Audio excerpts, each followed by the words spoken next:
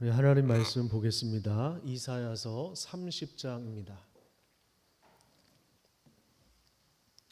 이사야서 30장 18절에서 26절까지 말씀인데요. 구약성경 1002페이지에 있습니다. 물론 화면으로 말씀이 나오지만 집에서 성경을 꼭 피시고 또 필요하면 메모도 하시면서 하나님 말씀을 들었으면 좋겠습니다. 이 시간 집에서 저와 함께 속도를 맞춰서 같이 하나님 말씀을 읽도록 하겠습니다. 그러나 여호와께서 기다리시나니 이는 너희에게 은혜를 베풀려 하시며 일어나시리니 이는 너희를 긍휼히 여기려 하심이라. 대저 여호와는 정의의 하나님이심이라. 그를 기다리는 자마다 복이 있도다. 시온에 거주하며 예루살렘에 거주하는 백성아, 너는 다시 통곡하지 아니할 것이라. 그가 내 부르짖는 소리로 말미암아 내게 은혜를 베푸시되 그가 들으실 때에 내게 응답하시리라. 주께서 너희에게 환난의 떡과 고생의 물을 주시나 내 스승은 다시 숨기지 아니하시리니 내 눈이 내 스승을 볼 것이며 너희가 오른쪽으로 치우치든지 왼쪽으로 치우치든지 내 뒤에서 말소리가 내 귀에 들려 이르기를 이것이 바른 길이니 너희는 이리로 가라 할 것이며 또 너희가 너희 조각한 우상에 입힌 은과 부어 만든 우상에 올린 금을 더럽게 하여 불결한 물건을 던짐같이 던지며 이르기를 나가라 하리라. 내가 땅에 뿌린 종자에 주께서 비를 주사 땅이 먹을 것을 내며 곡식이 풍성하고 기름지게 하실 것이며 그날에 내 가축이 광활한 목장에서 먹을 것이요 밭가는 소와 어린 나귀도 키와 쇠스랑으로 까부르고 맛있게 한 먹이를 먹을 것이며 크게 살육하는 날 망대가 무너질 때에 고산마다 줄령마다 그 뒤에 개울과 시냇물이 흐를 것이며 여호와께서 자기 백성의 상처를 싸매시며 그들의 맞은 자리를 고치시는 날에는 달빛은 햇빛 같겠고 햇빛은 7배가 되어 7날의 빛과 같으리라. 아멘. 여러분 반갑습니다. 함께 얼굴을 보고 예배를 드려야 하는데 오늘부터 우리는 당분간 가정에서 예배를 드리게 되었습니다. 그 어느 때보다 마음이 무거운 이유는 코로나가 확산된 것에 대하여 교회의 책임이 크기 때문입니다. 함께 모여 예배할 수 없고 또 여러 사역을 다 내려놓아야 하는 답답함 속에 있지만 이 시기를 통해서 가족분들과 더 깊이 교제를 나누고 또 함께 사랑하고 또 함께 하나님의 말씀을 처음부터 읽어가는 가운데 이 혼란스러운 나라를 위해서 또 교회를 위해서 함께 기도하시기를 부탁드립니다. 작년 가을 우리 교회는 기아 대책을 통해서 소개받은 캄보디아 스와이엄삐어 마을 어린 아이들을 품었습니다. 한 마을을 우리 교회가 개척하는 마음으로 함께 품고 책임지고 또 선교사님들과 연합하여서 그곳에 하나님 나라가 임하기를 바라보면서 사역을 감당하려고 했습니다. 아마 코로나가 발생하지 않았다면 올해 가을에 방문할 계획도 가지고 있었지만 그 계획을 당분간 접어야 합니다. 또한 최근에 망고센터를 담당하는 고승철 선교사님이 젊은 나이에 갑작스럽게 하나님의 부르심을 받으셨습니다. 그래서 오늘은 고승철 선교사님의 아내 되시는 우리 김윤정 선교사님을 모시고 간증을 드리려고 했는데 이렇게 갑작스럽게 온라인 예배로 전환되는 관계로 영상을 통해서 교제를 나누려고 합니다. 우리 김윤정 선교사님의 영상을 함께 들은 다음에 계속해서 설교를 이어가도록 하겠습니다.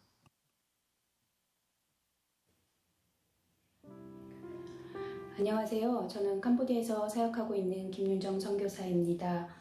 제일소망교회 성도 여러분 찾아뵙고 인사를 드리려 했는데 코로나 상황이 약해지고 그러면서 이렇게 여러분께 영상으로 인사를 드리게 되었습니다. 저희 망고센터 아이들을 사랑해 주시고 기도해 주시고 후원해 주셔서 정말로 감사를 드립니다. 또한 얼마 전에 있었던 저희 남편의 남편의 장례를 위해서 기도해 주시고 함께 위로해 주셔서 또한 정말 감사를 드립니다. 남편의 장례를 치르면서 너무나 갑작스러운 일이었고 어찌할 바를 몰라 했었습니다. 남편과 이야기를 한 지 30초도 되지 않은 그 뒤에 남편이 쓰러졌고, 그날 이후 남편은 눈을 떠보지 못하고 손을 한번 잡아보지 못하고 그렇게 하늘나라로 먼저 가게 되었습니다. 저희 가족에게 너무나 갑작스러운 일이었습니다. 하지만 그 상황에서는 정말 저희에게는 이해할 수 없는 평안함이 있었습니다. 그 평안함이 무엇인지 수없이 많이 하나님께 되물었습니다. 하나님의 계획이 무엇이고 당신의 목적이 무엇이길래 이렇게 거침없이 그 목적을 향해 가시고, 또한 남겨져 있는 저희들을 향한 당신의 목적은 무엇인지 수없이 많이 그 상황을 곱씹어 보게 되고 기도하게 되었습니다. 그렇게 저희 가정 캄보디아에서 장례를 마치고, 또한 그때 한국에서도 임시 분향소로 여러 성도님들과 여러 목사님들과 여러분들의 많은 사랑을 받으면서 장례를 치르게 되었고요. 한국으로 돌아와 남편의 유골과 함께 14일 자가격리를 하게 되었습니다. 주변에서 유골을 가지고 자가격리하는 저희들을 많이 안타까워하셨지만 저희들은 그 시간이 너무나 감사한 시간이었습니다. 너무나 빠르게 거침없이 그 일들을 행하고 치르고 한국으로 돌아와 만약 남편의 유골을 안치하고 저희가 돌아섰다면 너무나 아쉬운 시간이었을 거라고 생각을 합니다. 14일의 시간 동안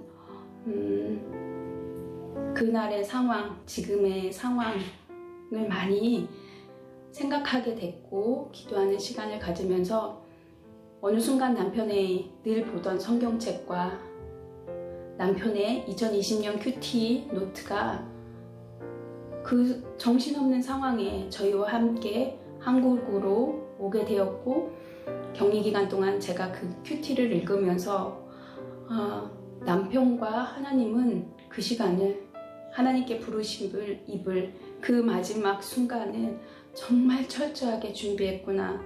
또한 남편인 고승철 선교사도 천국을 소망하며 마지막 때를 은혜로, 기도로, 말씀으로 준비하고 있었던 그 남편의 큐티의 내용을 읽으면서 이것이 유언장이었고, 또한 어느 누구보다 철저하게 하나님 앞에 마지막을 준비하고 있었구나라는 그 큐티를 읽으면서 정말 많이 감사하는 시간을 저희 가족이 가졌고, 그래서 장례를 치르는 그 시간 동안 그러한 평안함을 저희 가족에게 주었구나라는 그 깨달음을 얻게 되었습니다. 이 시간 여러분과 남편의 큐티 중인 3월달 큐티를 함께 나누고자 하는데요. 큐티의 말씀은 고린도전서 15장 12절부터 19절 말씀입니다. 이 말씀에 제가 19절 말씀을 낭독하겠습니다. 만일 그리스도 안에서 우리가 바라는 것이 다만 이 세상의 삶뿐이면 모든 사람 가운데 우리가 더욱 불쌍한 자이라. 이 큐티의 남편이 어떻게 묵상하였는지 제가 읽겠습니다. 요즘 들어서 갑작스레 전에 하지 않았던 생각들이 문득 들었다. 언제 하나님께서 나를 부르실까? 내가 하나님의 부르심을 입었을 때 아내 그리고 은서은채가 깊은 슬픔에 빠지지 않았으면 좋겠다라는 생각, 하나님 나라에 가게 됐음을 인정했으면 좋겠다라는 생각, 진짜 뜬금없이 그런 생각이 들었다. 순간 하늘나라에 갈 때가 되었나 싶어 헛웃음이 나온다. 그래도 감사한 것은 하나님 나라를 기대하고 있다는 것, 그것이 스스로에게 위안이 된다. 나의 삶이 이 세상의 삶뿐이면 참 서글플 것 같다. 지금까지 가난했고 캄보디아 땅까지 와서 다름박치지 않으면 안 되는 삶이었다. 그러나 그렇게 달려온 나의 삶이 불쌍하지 않는 것은 하나님 나라의 부활이 내게 준비되었기 때문이다. 오늘 아내와 은서은채가 함께 망고 비전센터에 왔다. 노래를 부르는 아내와 아이들의 모습을 보며 행복감이 느껴진다. 하나님 나라를 기대할 수 있어 기쁘고 사역을 통해 가족을 통해 기쁨을 느낄 수 있어 또한 감사하다. 이거는 남편의 3월 21일 큐티 묵상했던 내용인데요. 네, 이 큐티를 읽으면서 정말로 감사했고, 이래서 저희 가정이 장례를 치르며 그러한 평안함이 있었구나 라는 생각을 했습니다. 또한 큐티를 통하여서 저희가 많은 위로를 받았고, 너무 순식간에 벌어진 일이기에 어떻게 할 수 없이 남편과 이별할 시간도 없이 손 한 번 잡아보지 못하고 그렇게 이별을 했구나 라고 했지만, 남편은 정말 철저하게 말씀으로 준비했고, 하나님은 또 그 영혼을 위해서 그 말씀을 주었고 준비하였고, 하나님과 나의 남편은 그날을 이미 정해진 그가 하늘나라에 갈 그날을 정말 철저하게 준비하고 있었구나라는 생각을 들면서 정말로 너무나 감사를 했고, 또 한 가지 저에게 의문과 질문이 생겼습니다.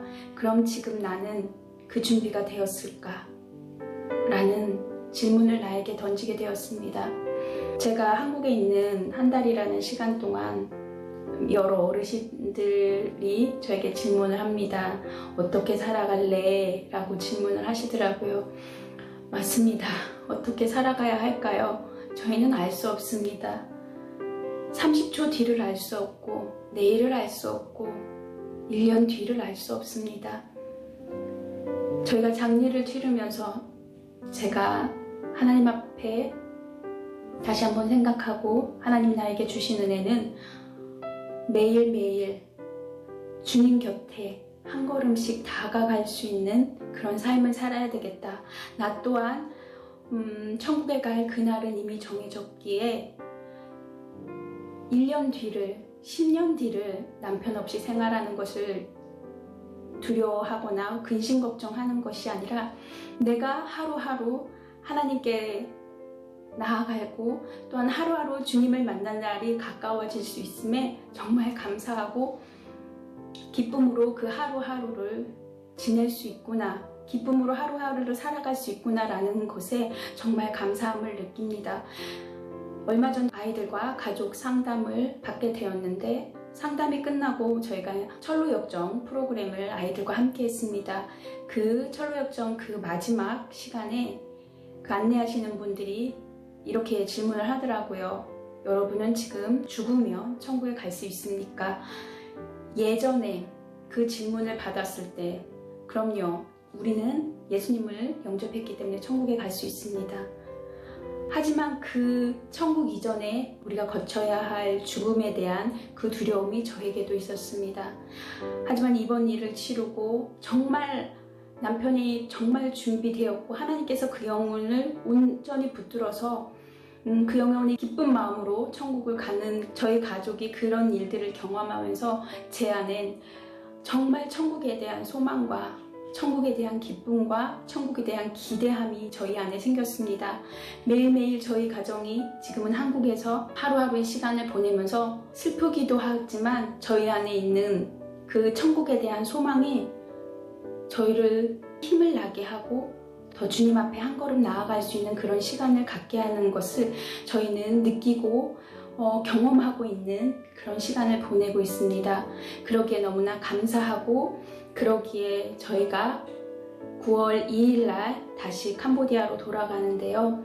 캄보디아로 돌아가서 다시 사역을 하고, 아직 저희 가정에게, 저에겐 아직 달려갈 길이 남았기에 하나님이 주신 영혼들을 감사함으로, 기쁜 마음으로 품을 수 있고 두려움 없이 나아갈 수 있음에 또한 감사를 드립니다. 제1소망교회 성도 여러분, 저희 가정을 위해서 기도 부탁드립니다.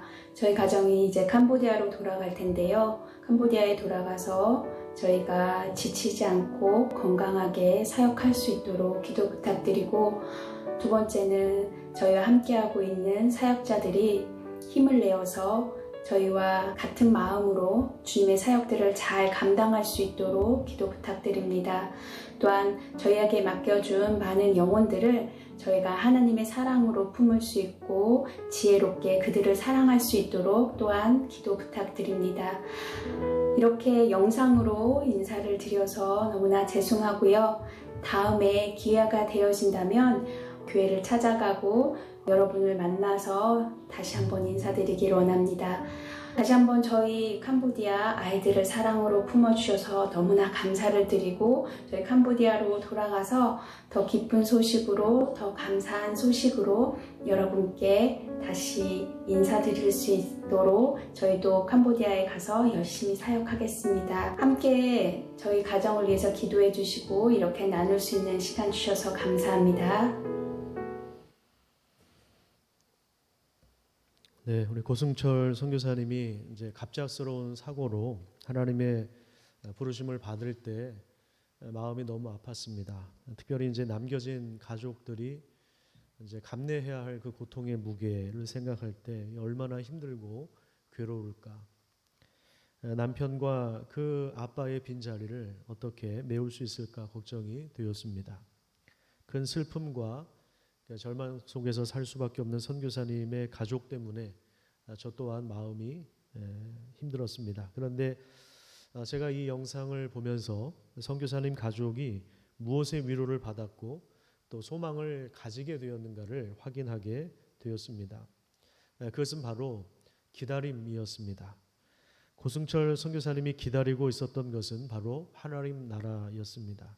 하나님 나라는 하나님이 행하시며 주도하시는 나라이죠. 실패와 좌절이 없는 완전한 평화의 나라입니다. 선교사님은 세상의 부와 명예와 권력과 같은 사람들이 만들어낸 우상을 기다려온 것이 아니라 하나님 나라를 기다려왔고 그리고 하나님이 준비하신 때에 그 나라에 입성하신 것입니다. 그래서 우리 가족분들 역시 사실은 큰 고통과 슬픔 속에 있지만 마음속에 하나님이 주시는 깊은 그 평안함을 누리고 있고 또 남편과 그 아빠의 흔적이 있는 캄보디아 망고센터로 다시 들어가서 사람들을 품으려 하는 그 이유가 동일하게 하나님을 기다리고 있기 때문입니다. 하나님을 기다리는 삶이 참 복된 삶이구나 라는 사실들을 다시 한번 보게 되었습니다. 오늘 본문에도 보면 하나님을 기다리는 것이 복이라고 그렇게 말씀하고 있습니다. 본문 18절 말씀을 우리 같이 한번 읽어보도록 하겠습니다. 본문 18절입니다. 그러나 여호와께서 기다리시나니 이는 너희에게 은혜를 베풀려 하시며 일어나시리니 이는 너희를 긍휼히 여기려 하심이라. 대저 여호와는 정의의 하나님이라. 그를 기다리는 자마다 복이 있도다. 그래요, 하나님을 기다리는 자마다 복이 있다고 말씀하고 있습니다. 우리 오늘 예배 후에 자녀들의 손을 꼭 붙잡고 이렇게 이야기해 주시면 좋겠습니다. 하나님을 기다리는 자가 복이 있다고 말씀하셨으니 우리 하나님을 기다리는 삶을 살자, 이렇게 이야기해 주시면 좋겠습니다. 자, 그런데 하나님을 기다리는 자가 복이 있다. 그런데 그 하나님을 어떻게 소개하고 있느냐, 그 하나님이 어떤 하나님이냐라고 할 때 정의의 하나님이라고 소개하죠. 정의의 하나님이시기 때문에 죄에 대하여 심판하십니다. 우리는 그동안에 이사야서를 읽으면서 제가 이사야 교향곡이다 이렇게 이름을 붙였던 이유는 심판과 구원이 계속해서 반복해서 등장하고 있기 때문에 그렇습니다. 이스라엘을 심판하실 수밖에 없었던 그 이유를 우리가 확인했죠. 정의와 공평을 잃어버리고 약육강식의 세상을 만들어서 가난한 자들과 객과 고아와 과부를 멸시하고 예배는 형식적이 되고 부동산 투기와 같은 이런 과도한 탐욕을 품고 그리고 제사장과 지도자들이 타락했기 때문에 심판 외에는 그들을 소생시킬 방법이 없었던 것입니다. 조금 개선하고 조금 고치고 수선해서 될 일이 아니라 완전하게 철저하게 심판과 멸망 다음에 하나님이 회복하실 것이다라고 하는 그러한 메시지가 이사야 전체에 울려 퍼지고 있는 것입니다. 그래서 하나님은 강대국을 통해서 이스라엘을 이렇게 심판하는 이런 과정 속에 있었는데 얼마나 백성들이 두려웠겠습니까? 잔인하고 무시무시한 아수르나 이런 바벨론 나라의 심판을 당할 때 얼마나 무서웠겠어요? 자, 그런데 이 과정 속에서 하나님이 그럼에도 불구하고 하나님만을 의지할 것을 그렇게 말씀하셨습니다. 이 심판이 진행되는 상황 가운데서 하나님은 그 남은 자들을 향해서 하나님만을 신뢰하라고 그렇게 말씀하십니다. 하지만 이스라엘 백성들은 눈에 보이는 강대국 애굽을 신뢰합니다. 그 결정적인 이유는 하나님의 말씀을 제대로 듣지 않았기 때문입니다. 그래서 그들은 계속해서 하나님의 진노와 심판을 당해야 했습니다. 이런 상황에서 하나님께서 요구하시는 것이 있었는데 그것이 뭐냐면 바로 하나님을 기다리라라고 하는 것입니다. 하나님을 기다리라. 여러분 한번 생각해 보세요. 기다리는 게 쉬운 일입니까? 어려운 일입니까? 기다리는 것은 참 어려운 일이에요. 우리가 무엇인가 간절하게 기다리면 시간이 잘 안 가는 것 같습니다. 똑같은 시간일 텐데 시간이 잘 안 가요. 그리고 초조해지기도 하고 조바심이 나기도 합니다. 그러다 보니까 인간적인 방법을 사용할 때가 참 많아요. 기다리는 것이 그만큼 어려운 것입니다. 애굽을 의지하는 거예요. 하나님께서 애굽을 의지하지 말라 이렇게 계속해서 반복해서 말씀하시는데도 이스라엘 백성들이 애굽을 계속 의지하는 것처럼 우리도 조바심이 나다 보니까 인간적인 방법을 사용할 때가 참 많이 있습니다. 신명기 17장 16절에 보면 이런 말씀이 나옵니다.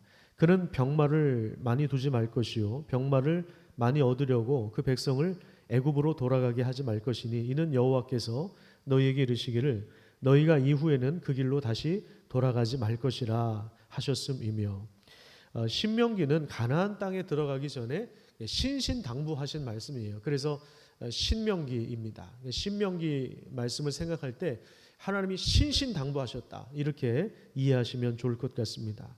하나님 뭘 신신당부하셨느냐? 애굽을 의지하지 말라라고 하는 것입니다. 왜냐하면 하나님이 애굽을 철저하게 심판하셨기 때문에 그렇습니다. 10가지 재앙을 내리시면서 그들이 믿는 신들을 철저하게 무력화시키면서 하나님만이 온 세상의 주님이심을 참된 신이심을 보여주셨습니다. 또한 그들의 최진식 병거와 병마를 홍해에 완전히 다 수장시키지 않으셨습니까? 이런 역사를 이스라엘 백성들이 분명히 알고 있었습니다. 그런데 그런 상황 속에서 다시 애굽으로 돌아가는 것, 그들의 군사력의 도움을 받으려고 하는 것은 사실 하나님을 배반하는 행위입니다. 하나님을 배신하는 행위입니다. 하나님을 신뢰하지 않는 것이죠. 하나님께서 과거에 심판하셨던 것을 다시 붙잡고 의지하는 어리석은 행동을 보여주는 것입니다. 그래서 하나님께서 임마누엘 하나님을 신뢰하라고 계속해서 신신당부하시는 것입니다. 자, 그런데 이스라엘 백성들은 자꾸만 이 사실을 놓치고 하나님보다 이 세상의 것을 더 의지합니다. 돈과 권력과 영합하여서 수없이 많은 우상들을 만들어내고 그 허상을 붙잡고 살아가는 것입니다. 오늘 이 이사야 말씀을 읽으면서 우리의 삶을 돌아보았으면 좋겠습니다. 우리의 삶은 어떻습니까? 우리는 정말 하나님을 신뢰하고 있습니까? 우리는 하나님을 기다리는 그런 삶을 살고 있습니까? 먼저 기억해야 할 것이 있습니다. 우리가 하나님을 기다릴 수 있다면 그 이유는 먼저 하나님이 우리를 기다리고 계시기 때문입니다. 18절을 다시 한번 보시면요.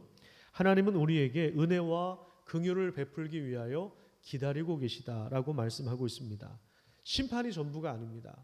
심판을 통해서 싹 멸망시키는 것이 목적이 아니라 나무를 베어도 그루터기가 남아있는 것처럼 하나님은 남은 자들에게 은혜와 긍휼을 베풀어 주시는 것입니다.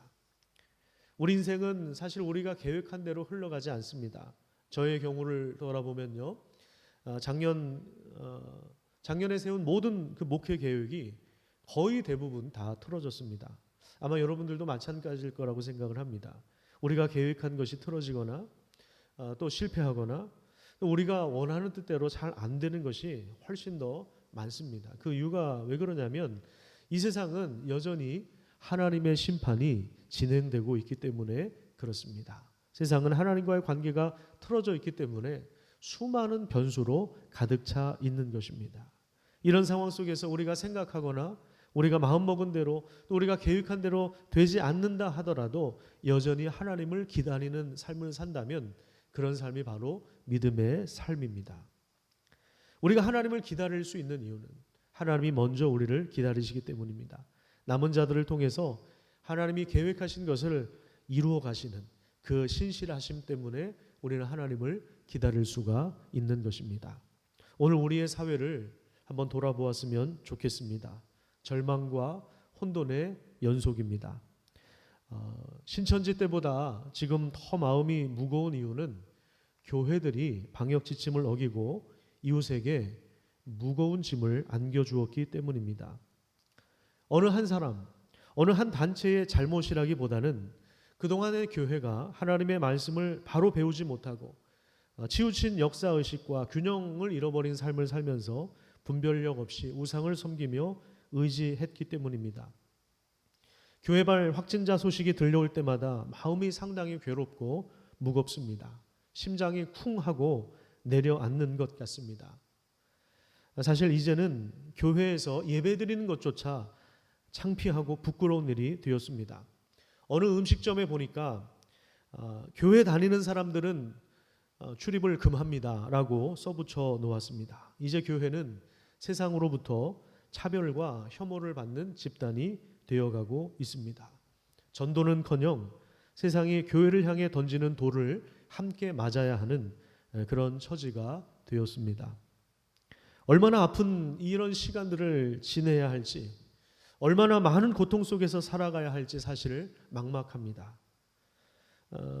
이제는 우리가 감당하거나 수습할 수 있는 선을 넘었습니다.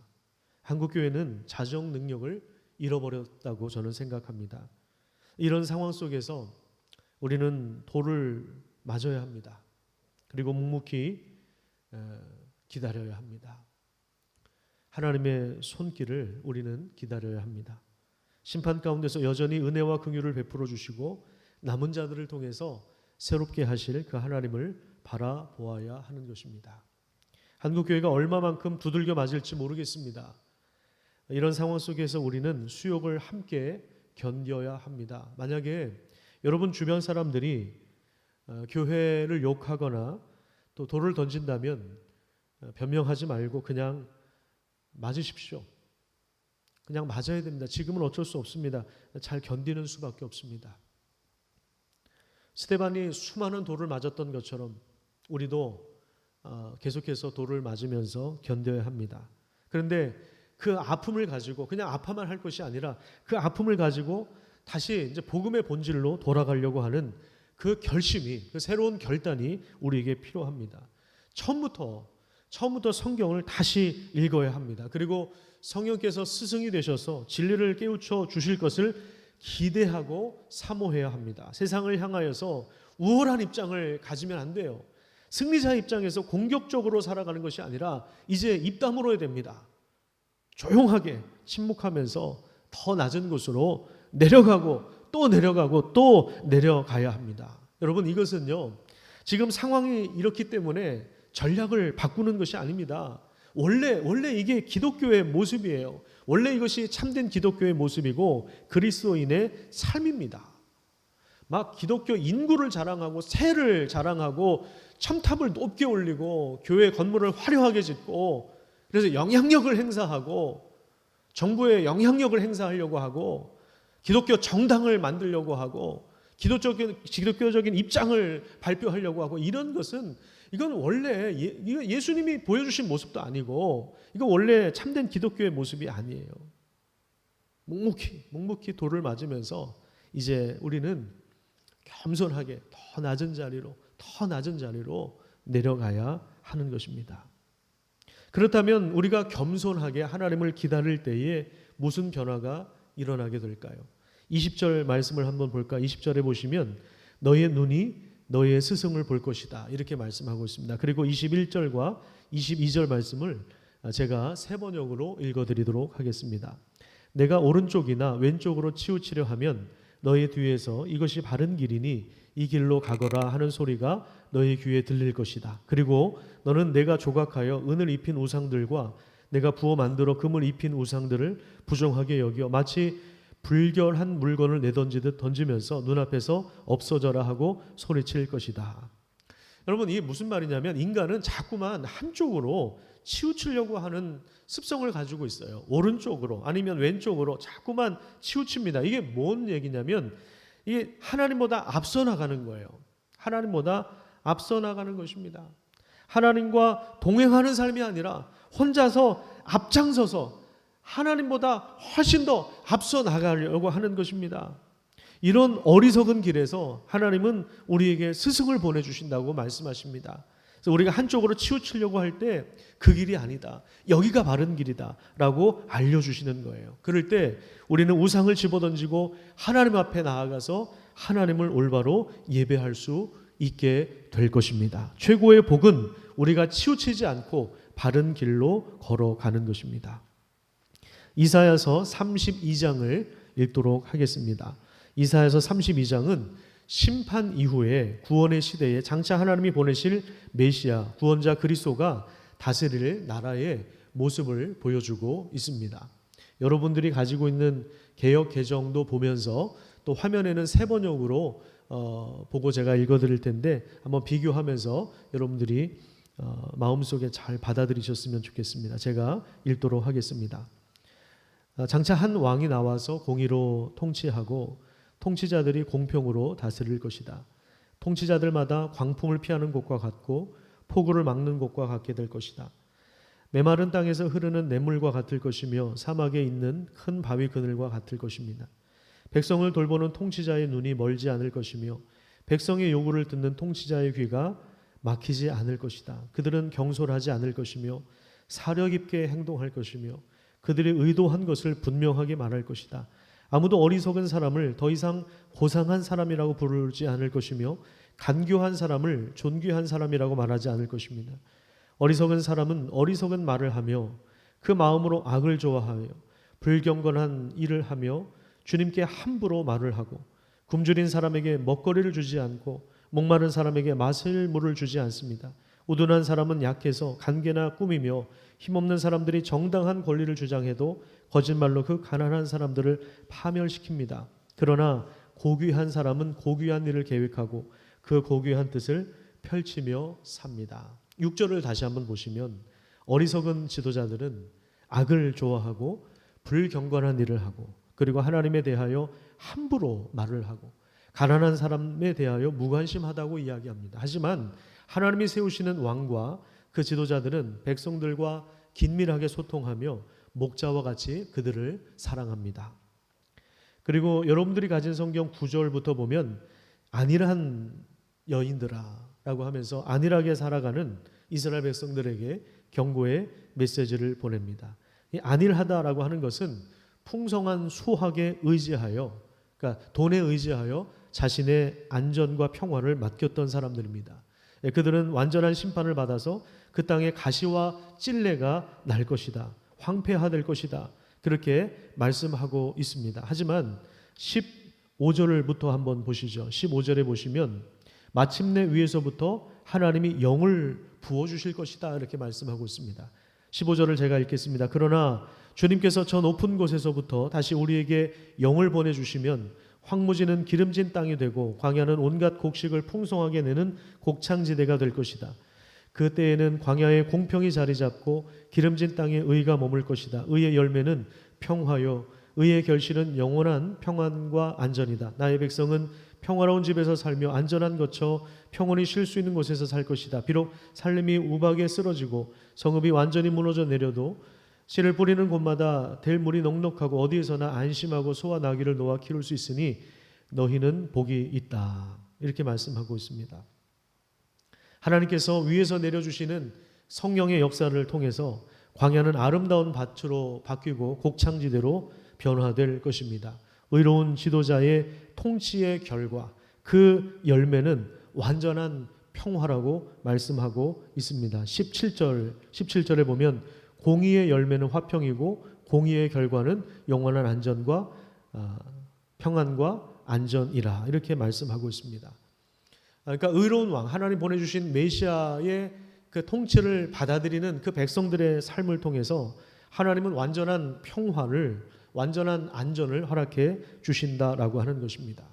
그렇기 때문에 우리가 이 말씀을 기억하고 있다면 우리는 지금은 인간의 모든 그 계산과 방법을 다 내려놓고 하나님을 기다려야 할 때입니다.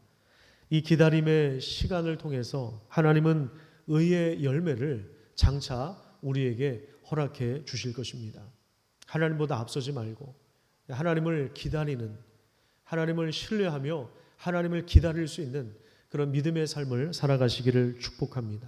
우리의 계획이 멈춘 곳에서, 우리가 실패하고 넘어진 곳에서, 절망과 혼돈 속에서 또 여전히 하나님은, 그럼에도 불구하고 여전히 하나님은 평화의 나라를 세워나가고 계심을 기억하시기를 부탁드립니다. 그분이 우리에게 은혜와 긍휼을 베풀어 주시기 위해서 기다리고 계십니다. 혼돈과 절망이 엄습한 상황 속에서, 고통 속에서 하나님께서 이루어 가실 그 나라를 바라보면서 기다리는 믿음의 사람들로, 내가 막 하나님보다 앞서 나가서 열정을 가지고 한다고 해서 하나님 나라가 세워지는 것이 아닙니다. 기억해야 됩니다. 하나님 나라는 하나님이 세우시는 거예요. 우리는 겸손하게 그 말씀을 붙잡고 기다리는 것입니다. 하나님이 행하실 일, 완성하실 일들을 우리는 기다리는 것입니다. 그것이 참된 믿음입니다. 그 나라를 바라보면서 기다리는 믿음의 사람들로, 남은 자들로 굳건하게 서시기를 축복합니다. 우리 고승철 선교사님께서 기다린 그 하나님 나라를 우리도 함께 바라보면서, 또 남편을 따라서, 또 사랑하는 그 아빠, 어린 딸들이 그 아빠를 따라서 다시 캄보디아로 들어가서 하나님 나라를 기다리면서 하나님의 통치가 완전하게 임할 것을 기다리면서 주어진 길을 걸어가는 것처럼 오늘 우리에게 주어진 길을 걸어갈 때 하나님을 기다릴 수 있는 우리 복된 삶을 살아가시기를 부탁드립니다. 기도하겠습니다. 하나님 감사합니다. 오늘도 우리를 불러주신 하나님, 각 가정에서 우리가 함께 예배를 드리지만 하나님은 어디에나 임재해 계시고, 이 빨간 벽돌 예배당만이 성전이 아니라 하나님이 우리를 성전 삼으셨기에 예수를 의지하여 우리는 어디서나 하나님을 예배할 수 있고 하나님께 기도할 수 있으며 찬양할 수 있고 하나님의 말씀을 들을 수 있고 동행할 수 있음을 고백합니다. 하나님, 혼란스러운 이 상황 속에서, 여전히 하나님의 심판이 진행되고 있는 이 상황 속에서 우리가 남은 자들이 되어서 철저하게 하나님 말씀을 다시 붙잡을 수 있도록 인도하여 주시고, 이제는 교회를 향해서 돌이 날라오고 교회를 차별하고 핍박할 수밖에 없는 그런 상황 속에 있는데, 우리가 이 상황을 바라보면서 이미 한국교회는 자정 능력을 잃어버렸고, 그리고 우리가 수습할 수 있는 선을 넘어섰기에 우리가 인간적인 계산을 다 내려놓고 이제는 하나님의 손을 의지합니다. 하나님의 손을 우리가 기대하고 붙잡기를 원합니다. 겸손하게 하나님을 바라볼 수 있는 그런 귀한 믿음을 우리에게 허락하여 주시옵소서. 예수님 이름으로 기도드립니다. 아멘.